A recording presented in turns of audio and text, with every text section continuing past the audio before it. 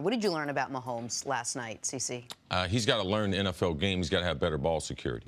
You cannot be that loose with the football in the pocket. There were a number of times where only one hand on the football, and I'm talking about guys within one arm's width, two arms' width. Like, you have to realize, like, there's a certain mentality that, yes, I'm going to try to make plays, but a lot of times if I throw the ball away, those are also good plays in the NFL. So every play does not present itself for the big play. So you have to be able to try to, how do I minimize my mistakes?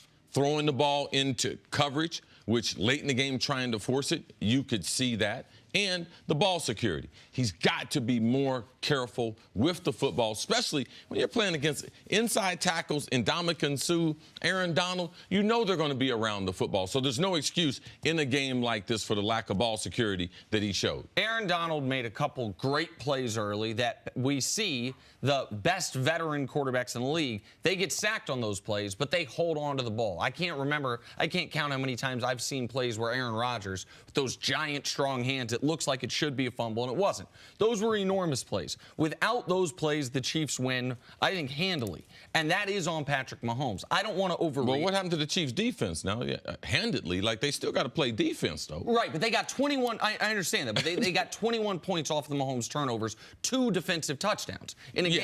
I didn't see a defense that could win any game handedly against an explosive offense. I can understand what you're trying to say. Oh, they scored turnovers, but that defense was having even if they had to go the length of the field, a shorter field did help them. No doubt about it. But the point you made earlier is just the one I'm trying to emphasize, which is we know it's almost impossible in this league to win if you lose the turnover margin by multiple turnovers. It is impossible to win in this league if you have the other team score 2 defensive touchdowns. What got the Chiefs back in the game was 1 defensive score of their own. With that said, the reason I said I don't want to overreact is the Chiefs went into this game with the second fewest turnovers of any team in football. Those were the first and second lost fumbles of Pat Mahomes' entire career. I don't think this is a tendency for him, a trend for him. It was bad turnovers in the worst spots. But with all that said, as the play C pointed out earlier, if Scandrick makes that pick, we are talking about, similar to Ben Roethlisberger yesterday, the resilience of overcoming a few early turnovers,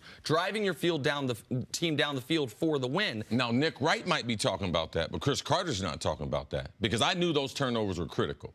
And in a game like this is why, and this is what Slav says, you learn more in losing than you do winning. Just as you said that. It's 2 minutes, 15 seconds ago.